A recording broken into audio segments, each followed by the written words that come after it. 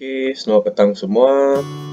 Memandangkan sekarang kita semua masing-masing telah diterunkan arahan untuk mengurangkan pergerakan keluar dari rumah. Jadi, mari kita sama-sama hari inilah belajar tenses untuk bahasa Inggeris.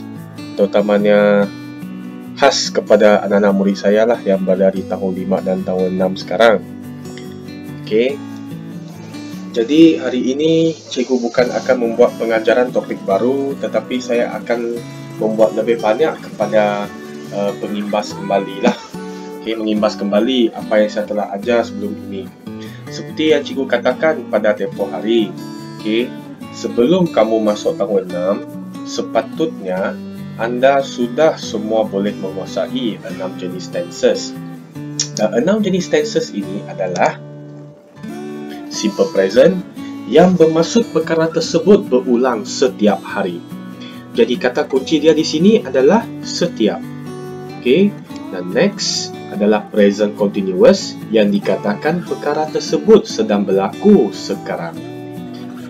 Dan seterusnya simple past tense bermaksud perkara tersebut sudah berlaku. Okey, saya rasa kamu fahamkan apa maksud past. Okey, past bermaksud sudah berlaku. Okay, next past continuous tense, okay, yang turut juga bermaksud sudah berlaku, tetapi apabila benda itu dikatakan sudah berlaku, ada satu lagi perbuatan yang sedang berlaku pada masa itu. Contoh, okay, ketika ibu sedang mencuci pinggan di dapur, okay, seorang pencuri telah pecah masuk ke rumah saya pada hari Sabtu yang lepas. Okey, jadi pecah rumah itu sudah berlaku. Tetapi ketika ibu sedang mencuci pinggan, perkara tersebut telah berlaku. Okey, jadi ada dua perkara dekat sana. Okey, jadi di sini dikatakan sedang berlaku pada masa yang lalu. Dan seterusnya adalah simple future, dan future di sini bermaksud masa hadapan kan. Jadi perkara tersebut dikatakan dikira sudah berlaku ke tidak? Mesti tidak. Jadi dia adalah akan berlaku pada masa akan datang. Okey. Dan seterusnya adalah future continuous tense. Sama juga, okey, perkara tersebut akan berlaku, cuma dia punya definisi ada pelik-pelik sikit lah. Cuma saya hanya menjelaskan definisi dia berdasarkan cara menggunakan future continuous tense tersebut sahaja. Okey. Jadi kamu tak perlu risau sangat. Yang penting kamu ingat ciri-ciri kata kerja dan juga masa serta susunan subjek pronoun. Okey, itu 3 sajalah benda yang kamu nak ingat. Okey, next. Sama dengan BM. Apa yang sama sangat dengan BM? Kamu tengok sendirilah. Cikgu sudah buat terjemahan, kamu hanya perlu baca saja contoh ayatnya dalam bahasa Inggeris dan juga bahasa Melayu. Okey, simple present, present continuous, okey, simple past, past continuous tense, simple future dan future continuous tense lah. Ini contoh-contoh ayat dia Okey, jadi nanti kamu boleh pause saja video ini, kamu baca dulu sebelum kamu pergi slide yang seterusnya lah. Okey, cikgu memang akan mainkan dia dengan laju saja. Okey. Simple present. Tempoh hari saya pernah ajar dalam kelas dan juga saya pernah ajar dalam video YouTube saya, di mana setiap ayat yang ditulis mengikut bentuk tenses memang akan menggunakan jadual seperti apa yang kamu nampak di depan kamu sekarang. Okey, dan setiap jadual ini mempunyai ruangan masing-masing.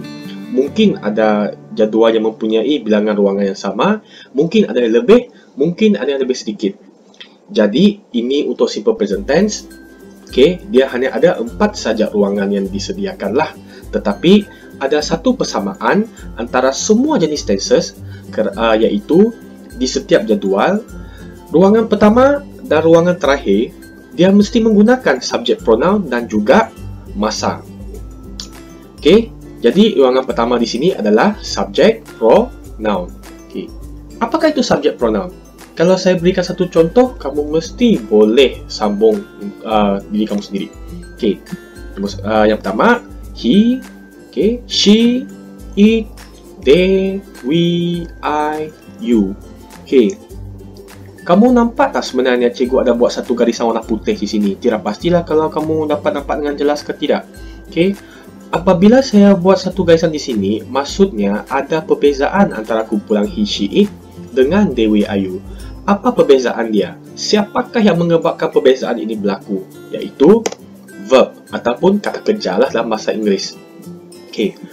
Verb ini yang memisahkan he, she, it dengan they, we, are, you kerana setiap kata kerja yang digunakan oleh he, she dengan it perlu tambah s, okay, es ataupun ies, tertakluk kepada apakah huruf di hujung setiap kata kerja.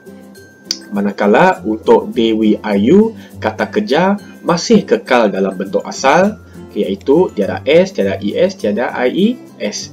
Jadi selalunya saya akan berkatakan dengan anak-anak murid saya, kalau he, she, it ada s, they, we, are, you tiada s. Okey. Dan seterusnya, tengok ruangan paling hujung di sini. Okey, time, masa. Tadi saya sebut simple present hanya digunakan untuk perkara yang berulang setiap satu masa, betul? Apakah yang dimasukkan dengan perkara yang berulang setiap satu masa? Okey, dia bukan bermaksud setiap hari. Dia tak semestinya sentiasa berlaku. Okey, bagi contohlah. Apakah yang kamu buat setiap malam? Kamu tidur, betul tak? Jadi, I sleep every night. Okey, jadi dia pun dikatakan perbuatan yang berulang setiap satu masa, tetapi dia berulang setiap malam. Okey, jadi contoh dia asalkan ada kata kunci every, maka dia adalah simple present tense. Okey, nampak tak ruangan dekat sini? Tengah-tengah ni, yang besar, panjang, lebar ni. Okey, sebenarnya dia adalah objek. Okay. Di bawah objek, cikgu ada kasih pisahkan lagi kepada 3 ruangan. Okey, iaitu dipenuhi dengan soalan what, who dengan where. Okey, ini adalah soalan yang kamu patut ingat untuk mengingatkan diri kamu sendiri ketika menulis ayat ataupun membina ayat supaya perkembangan idea kamu sentiasa ada. Contoh, okey, ayat pertama. Okey, kamu tengok warna dia saja. Football with Ameng. Jadi maksudnya dia menggunakan kata kerja plays. So, cikgu ambil contoh sajalah, gunakan he. He plays what? Dia main apa? He plays football with who? Dengan siapa? With Ameng and Mutu. Where? Dekat mana? At the field. Okay? Jadi sentiasa ada diri kamu sendiri soalan supaya boleh dijawab. Okay? Dan sekarang ayat sudah terbentuk. Suka hatilah kau pilih mana. Yang penting kata kerja dia play. Kalau mau pilih we, okay. We play football with Ameng and Mutu at the field. Every day? Boleh. Every Monday? Boleh. Every week?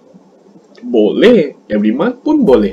Tapi every year ikut logik sendirilah. Mana tahu ada juga betul-betul kan yang main football setiap tahun saja sekali. Okay. Dan contoh ayat dia lah saya bagi kamu tengok dulu. Kamu boleh pause saja skrin ini untuk tengok jadual ini nanti. Okay. Satu saja peringatan, what, who dengan where ini, soalan ini tidak semestinya untuk kamu menjawab semualah. Okay, asalkan kamu boleh jawab 1 ke 2 soalan kan sudah sangat memadai. Okay, yang penting jangan tulis ayat yang terlalu pendek. Takkanlah kau tulis he drinks every day. Macamlah kamu tak ada idea langsung kan. Okay. Okay, next simple next present continuous tense. Okay, present bermaksud sekarang.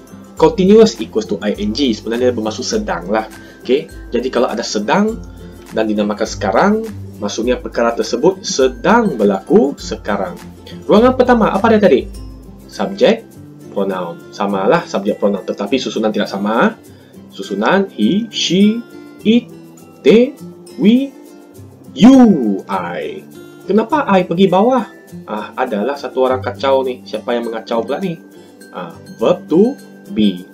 Dan verb to be ini sekali datang kacau, 3 pula kawan dia datang kacau. Kawan siapa? Okay.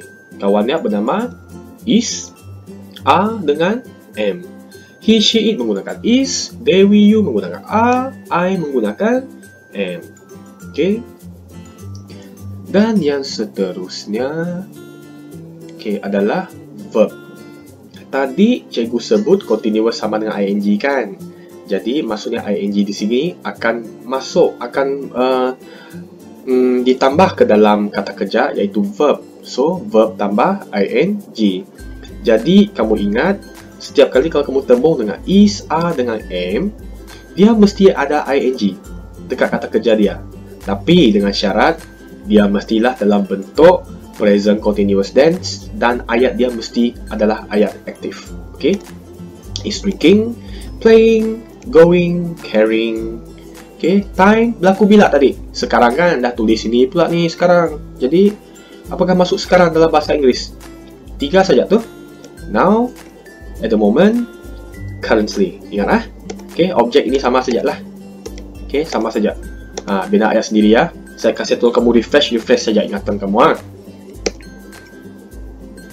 Okay. Simple past. Sudah berlaku. Kalau sudah berlaku, rasanya selalu apa yang bertukar kalau dalam ayat?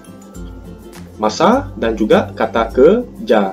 Ingat saja, saya sudah balik-balik ulang. Okay.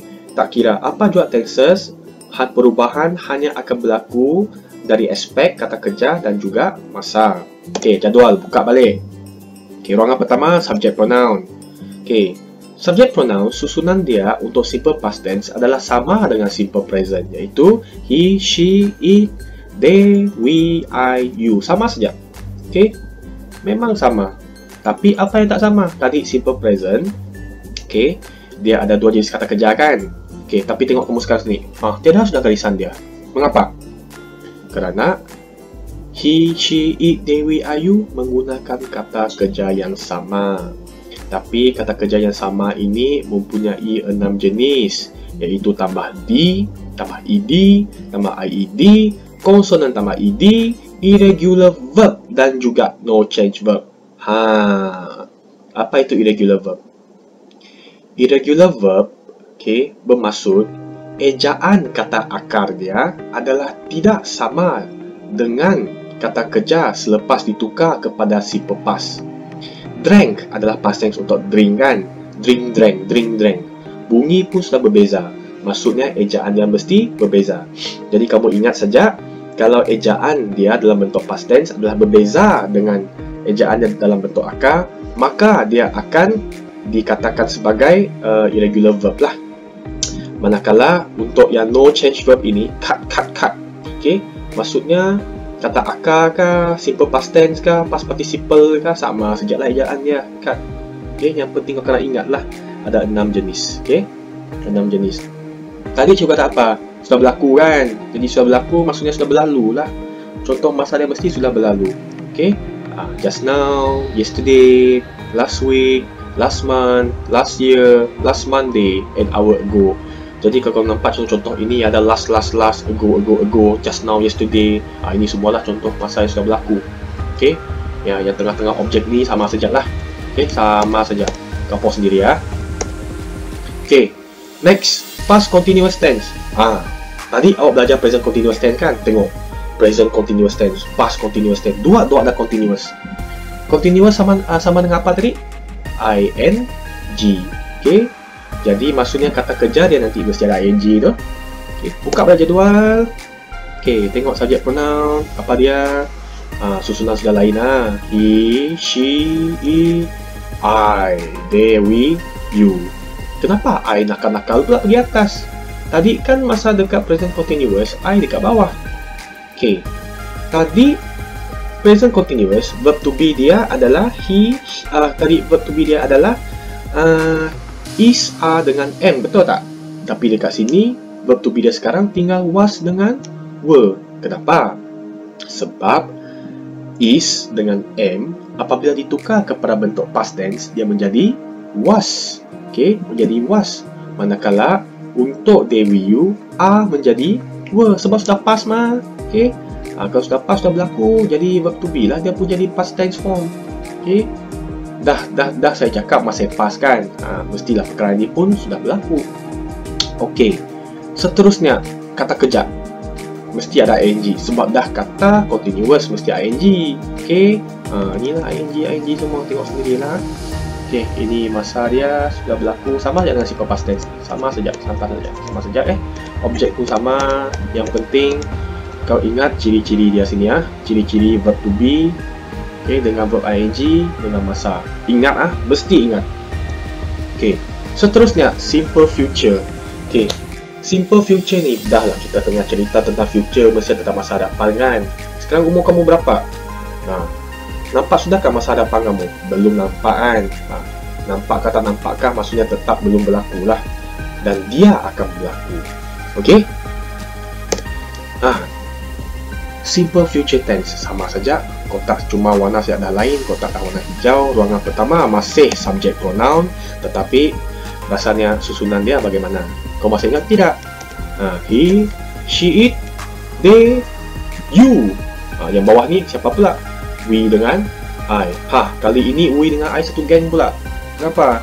Sebab ada lagi seorang datang kacau ni. Siapa lagi nama dia? Auxiliary verb. Okay. Auxiliary verb yang memisahkan kawan-kawan ini kepada dua kumpulan kali ini. Okay. Kalau he, she, it, they, you guna will. Kalau we dengan I guna shall. Kalau kamu susah betul mau hafal, kau hafal satu je benda lah. Kau ingat saja, kalau dalam simple future hanya we dengan I pakai shall, yang selebihnya pakai will. Okay, itu sajalah. Okay, yang penting lah ada teknik kamu tu belajar.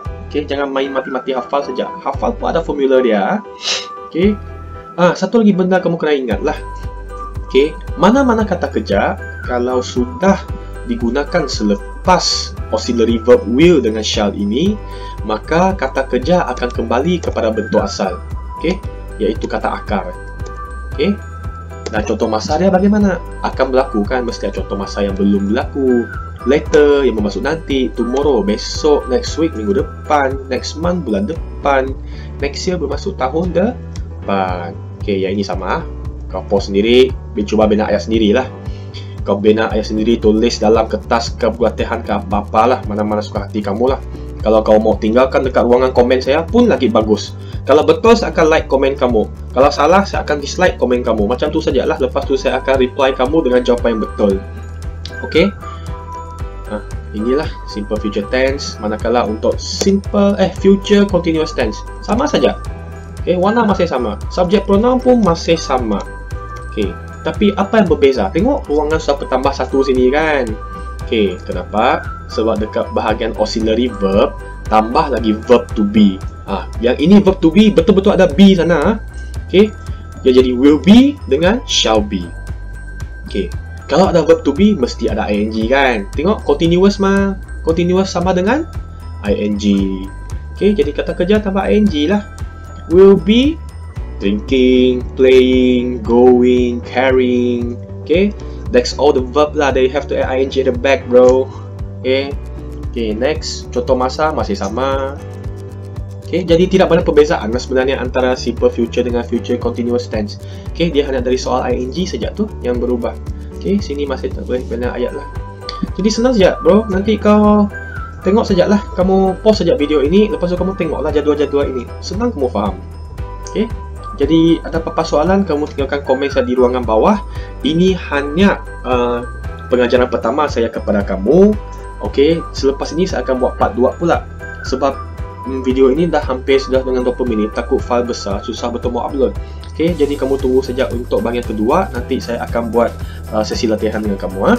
Okay? Itu saja daripada saya. Dan jangan lupa like video ini walaupun tak jumpa muka saya. Komen dekat bawah dengan soalan-soalan kamu, jawapan-jawapan kamu. Dan jangan lupa subscribe channel saya. Okay? Itu saja. Kita jumpa lagi dekat video yang seterusnya. Okay?